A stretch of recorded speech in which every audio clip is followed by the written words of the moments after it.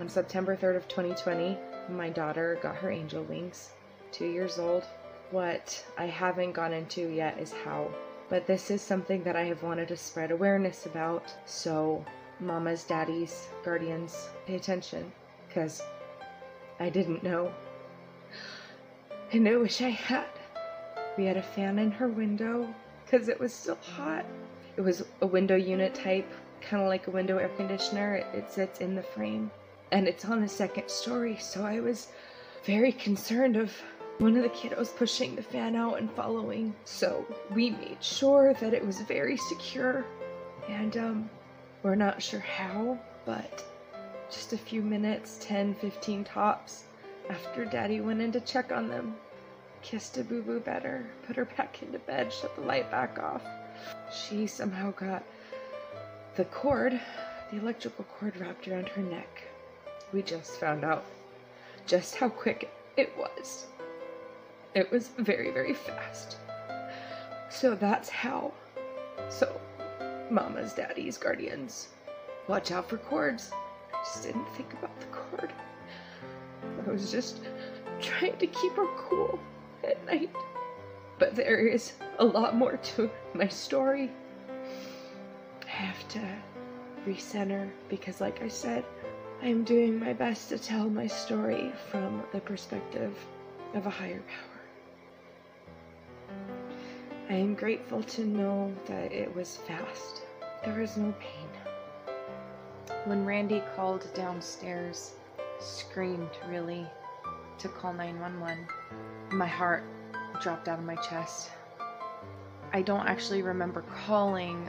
First thing I can remember is being on the phone, feeling frantic, freaking out. The 911 operator had to yell at me to get me to focus.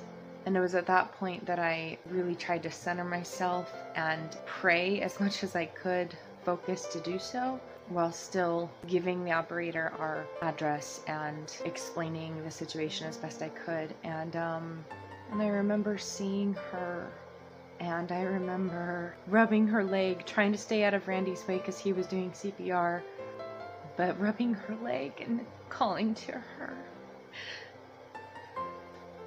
I remember Randy telling her, "Open your eyes, baby, open your eyes." And I remember this sensation of ice water rushing down the center of my body, like on the inside. It was something, I've never felt anything like it. I will never forget that feeling. We thought she was gonna make it. We really thought she was gonna make it. So we called 911. The ambulance got lost on the way here.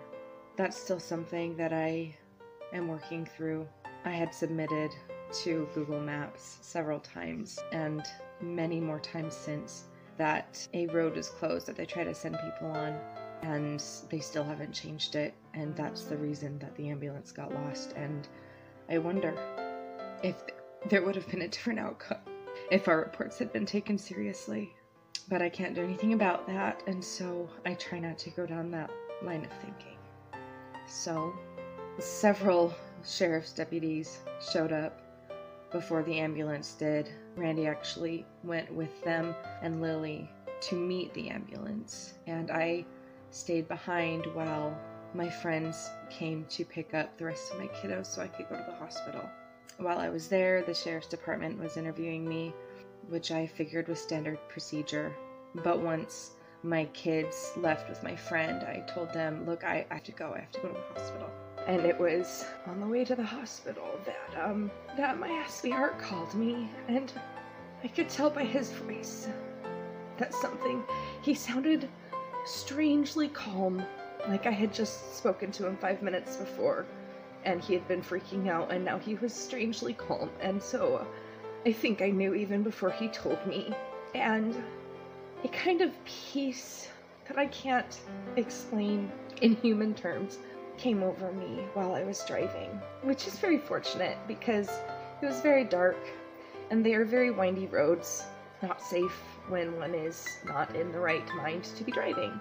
But when I got there, my husband was holding her, and after a few minutes I got to hold her, And the sheriff's department people came and told Randy, when you're ready, we need to ask some questions, and these types of things are not easy.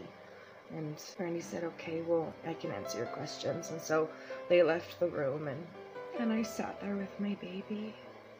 She still had her hair up from when I had done it that day. And I remember trying to uncover her little foot. I just wanted to see her foot. I don't know why. I just did. I just wanted to see her foot, and I didn't manage to get it uncovered. She was really wrapped up in those blankets that they had her in. And she had a tube in her mouth, so I couldn't really see her full face. But I held her for a few minutes, and the coroner came in. And she was actually the first person who showed any empathy that night, which was a relief and something I held on to as time went by. That will make more sense. Just hang in there. After the coroner came in and she held my shoulders and she stroked my hair, while I held Lily and stroked her hair, she told me that she was going to get Lily cleaned up, take the tube out of her mouth so that I could see her pretty face, and I was going to just be right across the hall while she did that. I remember feeling very concerned because I'd heard awful stories about mix-ups at the hospital where they weren't able to see or hold their loved one after the fact, and she promised me that I could come back and I would be able to hold my girl again. I remember kissing her forehead when I laid her down on the bed and telling her that I would be right back. I knew she wasn't in there, but it was more for me, I guess. So I went across the hall, and the weight of the pain it felt unbearable.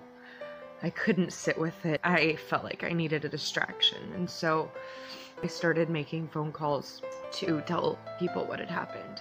In between phone calls, I remember a deputy coming into the room that I was in and telling me to stand up and put my hands behind my back. And I was shocked. I had not been expecting that. I think I said, what, why, or something to that effect, and he just repeated himself, stand up and put your hands behind your back. And I was like, why? And he says, just do it. I complied, but as I did so, I was like, am I under arrest? And he didn't respond.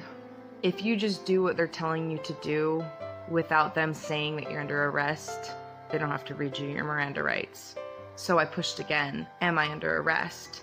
At that point, he hesitated, but then he finally said, yes, you're under arrest. And I was like, for what? And again, no response. For what? And he said, for child abuse. And I was shocked, like into silence. I didn't know what to say. At that point, I just let him lead me out of the room, and then I saw the doors and I was like, wait. And I asked him if I could please just say goodbye. I begged him, can I please just say goodbye? And he said no. And he took me away. Now that I've calmed down again, comes time for that higher perspective that I keep going for. She wasn't in there. That body was just an empty vessel. And it probably would have been difficult beyond imagination to see her and hold her without the tube looking like herself when she wasn't actually in there. It sucked, but I think realistically that it was a blessing. After they took me away, they took me down to the station, I guess. I'm not actually sure what it's called. I remember being led through hallways that seemed very cold, and I think lifeless is a good word. It's the one that's coming through anyway. And into more of an office area where they took me to a room and sat me at a table. I remember sitting at the table and hearing from, it sounded like the room next door, my sweetheart, very timidly calling out, hey guys, hello, is anyone there? Hey guys. And it breaking my heart. I called out to let him know that I could hear him, but I don't think he could hear me. The next thing I remember is somebody coming in, and he's being very cordial and polite with me. And he tells me, you understand that you have the right to an attorney? And I said, yes, I do. He asked if I wanted to wait for an attorney, and I said, I need to feel on it. And he was like, what? So I clarified that I needed to say a little prayer. I needed to ask my Creator what to do. So he said, okay. And I took a moment and I told him I felt like I needed an attorney. In that moment, his attitude went from cordial and polite to very gruff and rough, and slamming the notebook shut and slamming it to the side of the table. And I don't remember what he said, but it was basically like, fine, kind of thing. And I recall being like, okay, that was a total 180. A few minutes later, somebody came and took me to the lifeless part of the building. By lifeless, I mean it was void of anything that resembled love, happiness. It was cold. They took me to a bench and handcuffed me to the bench. To their credit, when the guy handcuffed me to the bench, it was too tight, it hurt. And when I said, hey, it's hurting me, the guy came back and loosened it, so at least it wasn't hurting me. After a little over an hour, my sweetheart was brought in. And when they saw that we were married, they took him around the corner so that we couldn't see each other. We could hear each other. I'd been crying, he was crying. And every now and again it got really hard to hear the breaking. I would break and he'd make comforting noises, and we just kind of took turns doing that. They yelled at us to quit talking a few times, but that was my sweetheart, and he was hurting, and there was nothing I could do except make comforting noises. So I don't remember much about the booking process. I remember that most of the people were cold, but there was one lady there who was kind. I remember feeling numb and vulnerable and a myriad of other things. I remember crying a lot. My heart breaking hearing my sweetheart cry. Being strip searched and not caring that I was being strip searched. I was just too emotionally gone to care. And then I remember dressing in the little jumpsuit that they had and going into my cell. And I remember laying on that cold, hard mat, which, if you've never been, and I hope you never do, the mats are like this thick on concrete. Not a comfortable experience. I laid on that mat and cried myself to sleep. I didn't care that I was in a cell or alone. I cared quite a bit that my sweetheart was, but I just couldn't process the fact that my sweet baby girl was no longer in this world. That was a mental barrier. I couldn't wrap my brain around it. Just that morning I had been doing her hair. That was the first day that her hair would stay behind her ears. It was finally long enough. And then she wanted me to put it up in a ponytail. And I was laughing at her silly little run, and now she was gone, and I could not grasp that. And so I cried. And I cried and I cried and I cried until there was blackness. And I woke up a few times in the night and repeated the process. And the next day they took me to another cell. And it was about this time that I came back into touch with my source, what I call God. And it was about this time that I recognized this isolation is actually good for me. It was not something that I wasn't angry about. I was very angry about it, but it was good for me because I needed to face what I was feeling. And I needed to really experience the depths of my despair. And I couldn't do that if there were other people around, especially my sweetheart. I'd be too concerned with taking care of him. And I couldn't do that if I had technology, because the first thing I did in the hospital was started calling people. And I know myself, I know that was because I needed, or I felt like I needed a distraction. But what I really needed was to face it and to be in it. I had never and will never again feel such intense loss, tragedy incarnate. I screamed, I sobbed, I pounded at the walls, I clawed at the walls, I lost it. But in the midst of losing it, I found it. I found that still place inside of me that no pain can touch, where my source, my God, resides always. And I remember going to that space in the midst of one of my screaming episodes, of which there were many, and it was peaceful and calm. And it was like I was watching my body have this experience. Like I was observing this great agony from a place of calm. I can't quite describe it, except imagine you're in a room and there is a 360-degree screen all the way around you playing the most realistic movie you've ever seen, and that's kind of what it was like. What makes my spirit, my soul, was untouched, while this human incarnate grieved. And it was beautiful. And it was sad. And it was really cool to be able to touch that stillness, and in that stillness feel Lily's love and my love for myself and the love of my God, my Creator, for me. That was a really cool experience. I will always remember that. I was determined to stay in that space. And of course, you go in and you go out. But I was determined to stay there as long as I could, especially in that cell. I knew that they had to let us go.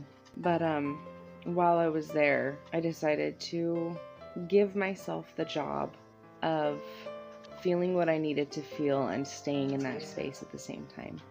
One of the ways that I did this, and I have carried this through to today, is remembering all of the happy things. I just went through like video clips in my mind, scene after scene after scene, from the life that I had been able to experience with her. And I remember at one point I fell asleep that way, and I woke back up to light. Incredibly bright light, and this feeling of love and peace that is completely indescribable just surrounding me.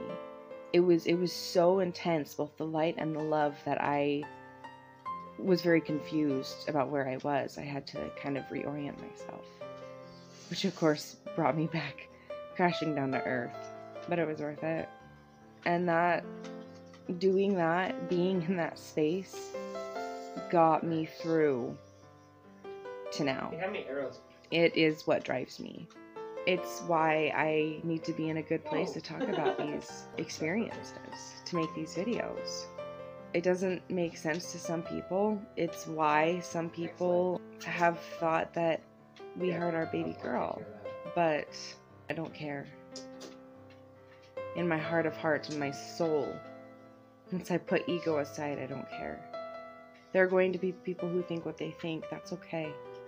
I'm doing this for me, first and foremost, because my story, our story, deserves to be told. And I deserve to tell it from a place of feeling good. It was during our 24 hours in separate cells that they took our boys away. My oldest was with family on her dad's side. That's a different story. She's at an age where that's not something I am comfortable sharing, because it could get back to her. And that's a conversation that she deserves to have with me personally when she's old enough, not something that she happened to find on the internet. But I digress. My boys, my 3 other children, were at our friend's house. These are great people. They're really fantastic. And I knew that my babies would be safe there. And when I called, they just dropped everything to come and take our kids so that we could go to the hospital. And with no word from us, they had the local law enforcement show up at their door and question my son. He was at the time 5 years old, special needs, to the point that my friends actually felt like they needed to intervene.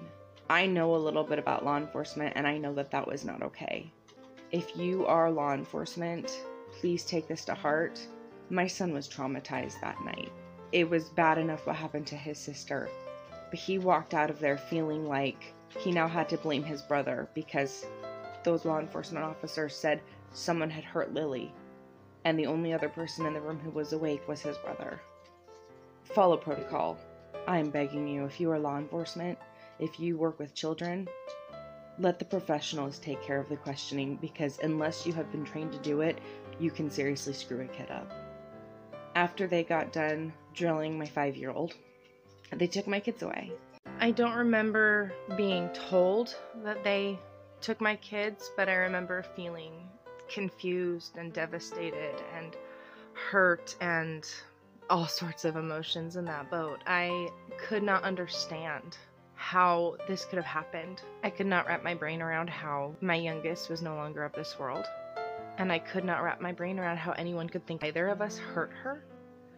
And I could not understand how they could jump to such conclusions and rip my family apart. But I remained hopeful because I was so sure that we were going to get out of there and the autopsy was going to come out. I was sure that everything was going to be okay. So I just let myself feel what I needed to feel. I actually at one point got a hold of some paper and a pencil, and I was able to just start writing down every single memory that I have of Lily. I did what I needed to emotionally to get through the remainder of those 24 hours in a cell. When they let us go, it was late at night. It was dark. They let us go together. I actually ended up being there for an extra hour because the guy in charge wanted to give the same "if you think of anything, call me" speech to both my husband and I guess he didn't want to give it twice. I'm actually really grateful for that though, because had they released me and not Randy, I would have been freaking out. And instead, we got released together.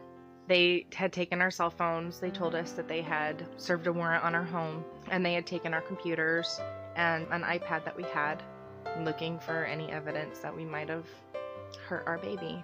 And so we walked out into the darkness with no idea what we were gonna do, how we were gonna get home, when all of a sudden, somebody in the parking lot got out of their vehicle and started running at us full sprint, and it was my brother-in-law. One of my husband's wonderful brothers. His family is really great.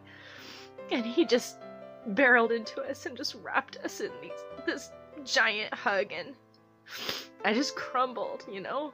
The weight of everything that I was feeling and the gratitude that this amazing man had flown across the country to be there. Turns out he had caught a red eye the night before when everything happened, and then waited all day for us to be released. And he was just there. So we went home, and the house was empty, but my brother-in-law was there.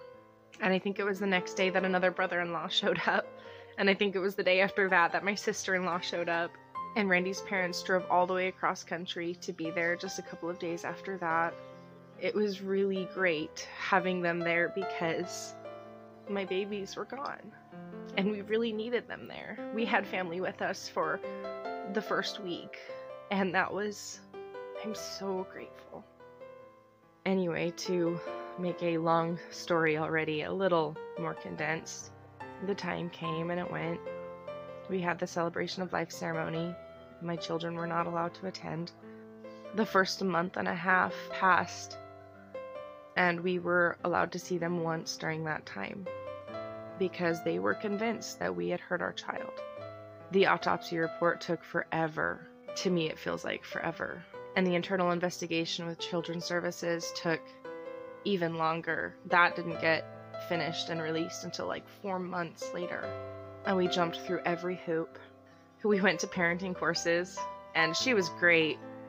And we actually ended up teaching her some things, because gentle parenting and attachment parenting and recognizing that children are people and they deserve our love and our respect, not to be controlled and manipulated through fear. That's kind of our thing. Like, that's my soapbox. That's one of the number one things that I will preach and preach and preach until the cows come home, because it is so important to me.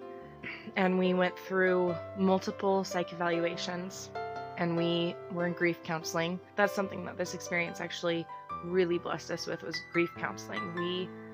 I don't think that we could have afforded grief counseling, but it was provided because of this. But seriously, every hoop that you could think of, we jumped through. They drug tested us right from the beginning. They did a hair follicle drug test. We were both clean. They continued the drug test throughout. Of course, we were still clean. The psych evals said that there was no danger of abuse, of domestic violence, anything like that. The therapists all said the same thing, that we were great parents, that they couldn't understand why this was happening, why our kids had not been returned to us. And we just kept pushing forward. I was just so sure that them coming home was just around the corner, just around the corner. They're gonna get the report. The report came, and nothing happened. They're gonna finish the investigation. The investigation came. This was an accident. The parents didn't do anything wrong. Our kids still didn't come home. Every hoop that we jumped through, I was sure would be the last one, and I finally had to recognize about 6 or 7 months in that it just wasn't going to work out that way. During all of this, my 2 oldest boys went to live with their dad. We have a new custody arrangement now. I'm actually really okay with the current custody arrangement for multiple reasons. One of which being that I knew that our youngest son, who had been very traumatized, was going to need a lot of serious one-on-one with mommy and daddy when he came home. And he has. Our 2 older boys, they were accustomed to shared parenting, not necessarily with foster family, but it wasn't something foreign to them, whereas our youngest son had never been away from us for more than a couple of hours at a time, I think 3 or 4 times in his entire life. And then all of a sudden his sister was gone and we were ripped away from him, and he didn't even get to see us more than once for the first month and a half. It has been a serious uphill climb to regain that trust that was shattered that night. Finally, a year later, minus 1 day, the judge heard the full story. Up until then, it had been the initial police report, which frankly made us out to be monsters. They were certain that Lily's transition into the eternal had been our fault. That we had... I can't even say it. They were certain of it, and it showed in that police report. But that day, September 2nd, 2021, the pathologist who did the autopsy came in and explained 6 ways to Sunday how Lily was healthy and well cared for, and that she had no signs of abuse or neglect, that the only injuries were minor scratches on her knees and feet that were normal for a little girl her age, because we play outside. And the coroner, who had originally called foul play, got up on the stand and she said that she had been wrong. She said that it was a lack of understanding, a lack of knowledge, and that she has since gone on her own time to get better education so that she never makes that mistake again. And then when she was done, she came up to us and she put her hands on our shoulders and she said with tears in her eyes, "I am so sorry." And when I thanked her for getting the education, she said, "I did it for Liana." Even the law enforcement officer who had been in charge that night testified that he had been wrong and that he knew now that there was no abuse or neglect of any kind. The therapists who did my son's initial evaluations came forward and said that my children were in good health and that they were not concerned about it. And when it was all over, it took about 2 hours, the judge said, and I'm paraphrasing here, but he said something to the effect of, "When I came in this morning, I thought I was going to have to take some time to think about what was said here today. But I can see now that that is not necessary." And then he turned to us and he offered his condolences and words of comfort. And his final order was that our youngest son be returned to us at the therapist's recommendation. And our therapist is amazing. He flat out said that our youngest son could come home that day, but there were a couple of people within the team that kept trying to throw wrenches. The foster family wanted to keep my youngest. and they were doing everything that they could to slow the process. And so the therapist said, we're going to do a day, an overnight, a weekend, and then he'll come home, just so that nobody can say, oh, hey, they did things wrong, and nobody can delay it any further. And so that's what we did. And September 23rd, my baby boy came home full time, and he has now been home with us for 4 months.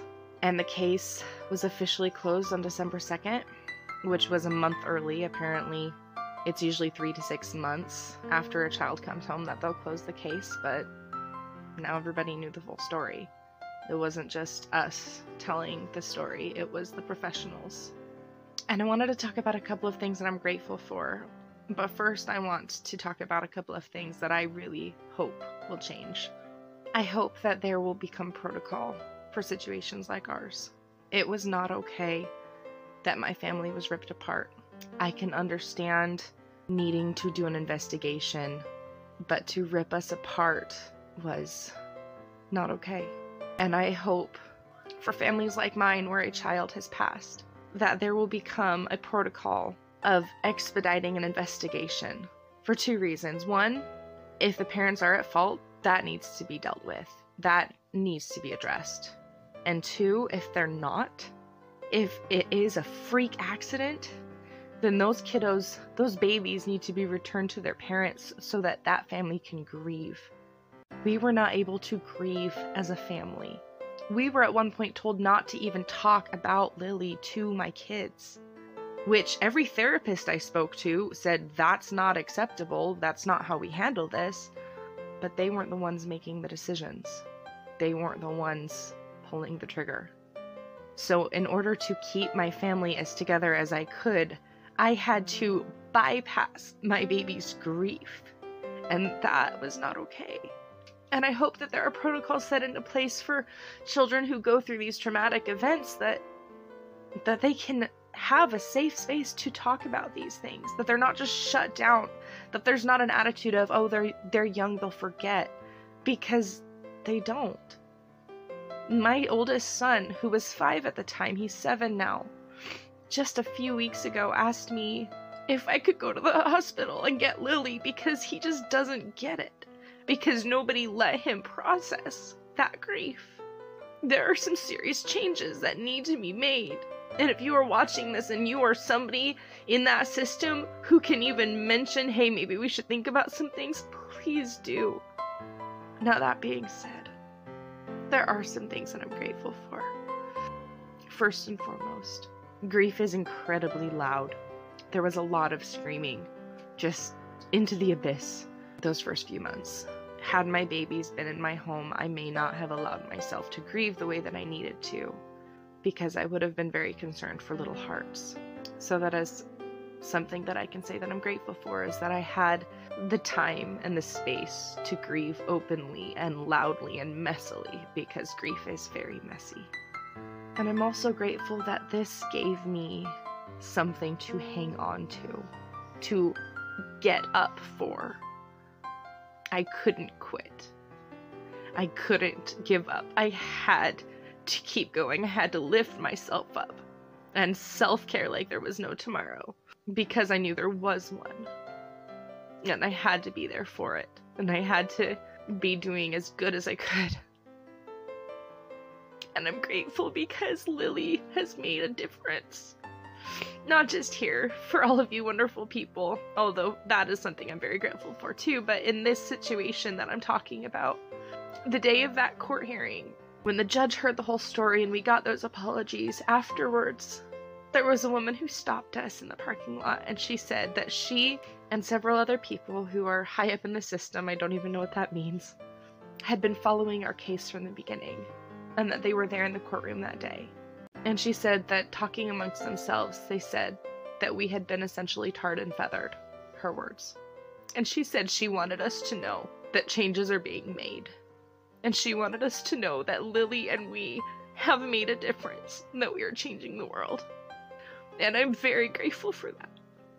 You know, there are people who would talk about retribution, who have said that we deserve more than an apology, and honestly, I appreciate the thought and the intention behind those, but that's not where I'm at. I don't care about retribution. Life is not fair. It just is. What I care about is helping others in whatever way that I can, whether it's through sharing my story, or just making silly videos, or talking about self-care. What I care about is people loving each other and offering the olive branch before they offer a sword. I care about forgiveness and kindness and acceptance and joy. I care about my family, and my family deserves peace. So no, I won't be going for any retribution. I don't care about justice in the traditional sense. My God's got my back. That has been abundantly clear throughout all of this.